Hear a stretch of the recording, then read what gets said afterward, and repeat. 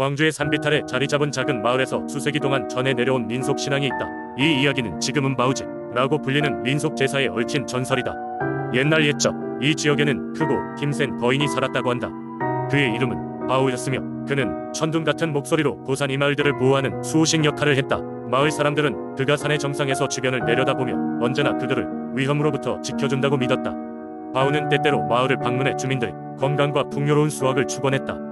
그의 방문은 언제나 풍성한 잔치와 함께 이루어졌고 마을 사람들은 그의 발자국이 찍힌 곳을 성지처럼 여겼다. 이를 기념해 그들은 거대한 돌을 가져다 놓고 바우가 남긴 발자국이라 믿고 예배를 올렸다.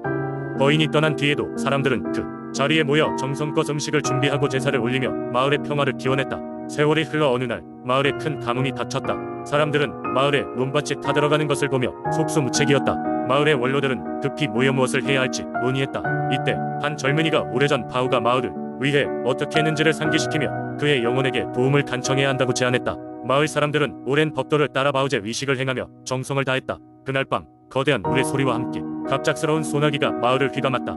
마을 사람들은 바우가 그들의 기도를 들었다고 믿었고 기적적으로 논과 밭은 다시 생기를 되찾았다. 사람들은 다시금 바우제의 힘을 실감하며 매년 그에게 감사를 표현하기 위해 예식을 올렸다. 시간이 흘러도 이 전설과 제사는 마을의 한 기둥으로 남았다. 도시의 팽창으로 많은 것들이 변했지만 마을 사람들은 여전히 바우제를 통해 조상들의 지혜와 자연의 경외감을 되새기고 있다. 오늘날에도 바우제는 광주의 중요한 문화 행사로 자리매김하고 있으며 많은 이들이 그 신비로운 이야기를 따라 마을을 방문하고 있다. 바우의 흔적은 이제 돌 기반의 관광 명소로 남아있지만 그들이 느끼는 경외심과 연결감은 예나 지금이나 변함이 없다. 두 번째 이야기. 옛날 옛적 전라북도 정읍의 한 마을에는 정체불명의 힘을 지닌 비석 바위가 있었다. 이 바위는 마을 한가운데 우뚝 서 있었고 마을 사람들은 이 바위를 신성하게 여기며 그 주위를 떠나는 것을 두려워했다. 비석 바위는 수백 년 전 어느 날 하늘에서 떨어졌다고 전해진다. 매년 첫 봄이 되면 마을의 장로들은 바위 주변에서 제사를 지내며 풍명과 마을의 안녕을 기원했다. 마을 주민들은 바위가 자신들을 보호해 준다고 믿었으며 그 믿음은 대대로 이어져 내려왔다. 하지만 이 비석 바위에는 또 다른 전설이 전해져 내려온다. 바로 바위에 얽힌 사랑과 배신의 이야기다. 옛날 어느 한 젊은 청년이 자신의 삶을 걸고 바위에 맹세를 했다. 그는 어느 날 바위 아래에서 아름다운 여인을 만나게 되었고 두 사람은 첫눈에 사랑에 빠졌다. 그러나 청년은 사실 약혼자가 있는 상태였고 그 여인 역시 금지된 사랑이었다.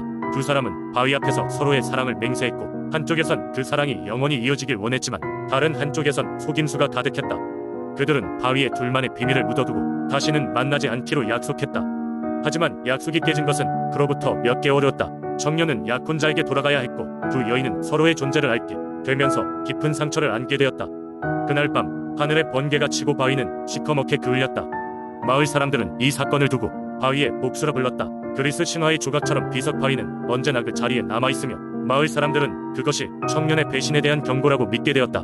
마을에서는 새벽 안개 속에서 낮고 깊은 비명이 들린다고 한다. 이것은 바위에 담긴 사랑의 영혼들이 내는 소리라는 풍문이 전해진다. 이후로 누군가 마음속에 숨겨둔 진실이나 거짓된 맹세를 안고 비석 바위 앞에 서면 바위의 영혼이 누가 진실을 말하고 있는지를 분별해 준다고 한다. 그래서 마을 사람들은 서로의 신뢰를 시험할 때 비석 바위 앞에서 솔직한 고백을 하곤 했다. 이 전설은 오늘날까지 이어져 내려오며 정읍 사람들에게 중요한 삶의 교훈이 되었다. 자신을 속이지 말고 주변 사람들과의 관계에서도 정직함을 잃지 말라는 이야기다. 정오가 되면 바위에는 작은 새들이 모여들고 종종 거기서 마을 사람들의 이야기가 시작된다. 그러면 사람들은 구름 사이로 비석 바위를 바라보며 그 고요한 세월 속에 담긴 이야기와 비밀을 다시 한번 되새긴다. 세 번째 이야기. 옛날 옛적 강릉의 작은 어촌 마을에는 매년 태풍이 몰아치던 시기가 있었습니다. 마을 사람들은 이맘때가 되면 농작물이 날아가고 바다가 험악해져 고깃잡이가 어려워질 것을 항상 두려워했습니다. 이러한 고통을 겪던 마을에는 오래전부터 전해 내려온 한 가지 전설이 있었습니다. 그것은 바로 관노가야 여신에 관한 이야기였습니다.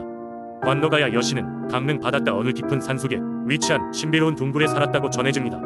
전설에 따르면 그녀는 바다의 수호신으로 인간 세상에서는 눈에 보이지 않지만 한번 인간을 돕기로 마음을 먹으면 그 어떤 재앙도 막아줄 수 있는 힘을 가진 여신이었습니다.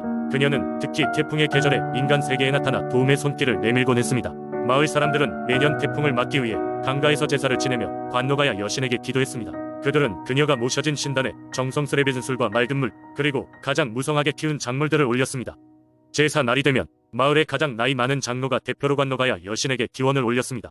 장로는 그녀의 전설을 읊조리며 마을을 지켜주길 간절히 바랐습니다. 어느 해 유난히도 큰 태풍이 강릉을 향해 오고 있다는 소식이 전해졌습니다. 마을 사람들은 두려움에 휩싸였습니다. 그들은 너무도 절박한 마음에 마을의 모든 가족이 동참하여 관노가야 여신에게 제를 올리기로 하였습니다. 그들은 밤낮 없이 신단을 돌보고 마음을 모아 노래와 춤으로 여신의 자비를 기원했습니다. 그리고 마침내 태풍이 강릉에 도착하기 직전의 날밤이었습니다. 마을은 태풍의 도래에 극도의 긴장감에 휩싸인 채 깊은 밤을 맞이했습니다. 그러나 갑자기 하늘이 맑아지더니 엄청난 속도로 몰려오던 먹구름이 거짓말처럼 사라졌습니다. 바다의 격렬한 파도가 잔잔해졌고 하늘에서는 별들이 빛나기 시작했습니다. 마을 사람들은 한 목소리로 관노가야 여신께서 우리를 구원하셨다 라고 외치며 기쁨에 차올랐습니다. 이후로도 매년 태풍이 올 때마다 마을은 변함없이 그녀의 신단을 찾아가 감사의 인사를 전했습니다. 그리하여 강릉의 마을 사람들은 관노가야 여신을 태풍을 물리친 여신으로 오늘날까지 숭배하고 있습니다. 이 전설은 강릉의 많은 세대를 통해 입에서 입으로 전해져 내려오고 있으며 마을의 문화와 전통에 깊게 뿌리내려 있습니다. 비록 현대에 이르러 기상과학이 발전하고 기술로 자연의 힘에 대처할 수 있는 방법이 많아졌지만 마을 사람들은 여전히 관노가야 여신에 대한 믿음으로 하나 되어 살아가고 있습니다. 그리고 매년 이맘때가 되면 강릉의 하늘에 별들이 빛나는 순간을 맞이할 때면 사람들은 여신의 자유로움을 떠올리며 감사의 마음을 가득 담아 전해 내려오는 전설을 되새깁니다. 네 번째 이야기. 옛날 옛적 한반도의 남쪽 끝에 자리 잡은 작은 해안 마을 진주는 바다와 땅의 경계에서 생겨난 수수께끼 같은 장소였습니다. 매일 아침 해가 떠오르면 마을의 어부들은 반짝이는 바다로 나갔고 그들이 돌아오면 가족과 마을 사람들은 무료한 포장마차에서 신선한 해산물을 즐기며 하루를 마무리하곤 했습니다. 그러나 진주에는 바다에 얽힌 신비로운 전설이 있었습니다. 바로 바다의 여신 해랑에 대한 이야기였습니다. 오랜 세월 동안 인어로 불리우던 해랑은 진주의 해안가에 나타나곤 했는데 그녀는 거대한 진주 모양의 보석관을 쓰고 있었으며 그녀가 지나간 자리에는 항상 빛나는 조개의 껍질들이 남아있었습니다. 저 멀리 깊은 바닷속에는 인간의 눈으로는 볼 수 없는 찬란한 궁전이 있었다고 전해집니다. 해랑은 그곳에서 태어난 해신의 딸이자 바다의 수호자로 인간과 자연이 조화롭게 살아가기를 바랐습니다. 그녀의 임무는 바다를 통해 무한한 생명력을 세상에 나눠주는 것이었습니다. 어느 해 마을에 바다를 가리는 거센 안개가 물려왔습니다. 이 괴이한 안개는 한 달이 넘도록 거치지 않았고 바다는 점점 꺼려져 어부들은 두려움에 떨며 바깥으로 나가지 못했습니다. 마을 사람들은 모두 불안에 떨었고 바다와 밀접하게 얽힌 그들의 생계는 하루하루 위협받았습니다. 마침내 마을의 젊은 어부인 서준이 용기를 내어 바다로 나가기로 결심했습니다. 그는 바다의 여신 해랑에게 상황을 부탁하려는 마음으로 작은 배를 타고 안개 속으로 나섰습니다. 이윽고 서준의 배는 바다 한가운데 멈춰섰고 그때 해랑이 조용히 물 위로 모습을 드러냈습니다. 서준은 용기 내어 해랑에게 마을의 어려움을 설명하며 도움을 요청했습니다. 이를 들은 해랑은 서준을 바라보며 부드럽게 미소 지었습니다. 모든 것은 자연의 이치이니 불균형이 생길 때마다 세상은 조율하려 할 것이다. 해랑이 말했습니다. 하지만 너의 용기 있는 행동과 진심에서 비롯된 요청은 나의 마음을 움직였구나. 해랑은 손을 뻗어 바다를 쓰다듬었고 그러자 안개는 서서히 흩어졌습니다. 그 대신 그녀는 서준에게 작은 진주 2개를 손에 쥐어주며 말했습니다. 이 진주는 너와 마을 사람들에게 행운을 가져다 줄 것이다. 너는 이것을 잘 간직하고 널리 퍼진 불균형이 생길 때마다 이 진주를 통해 도움을 얻을 수 있을 것이다. 서준은 진심으로 감사드리며 해랑에게 고개를 숙였고 얼마 후 안개가 완전히 사라진 것은 물론 바다는 다시금 풍요로워졌습니다. 마을 사람들은 서준의 용기를 찬양하며 그와 함께 진주를 나눴고 그 이후로도 마을은 번영을 누리게 되었습니다.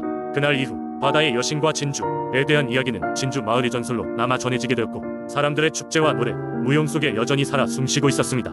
그리고 마을 사람들은 진주를 보면 언제나 해랑과 서준의 이야기를 떠올리며 바다의 신비로움을 경외하게 되었습니다.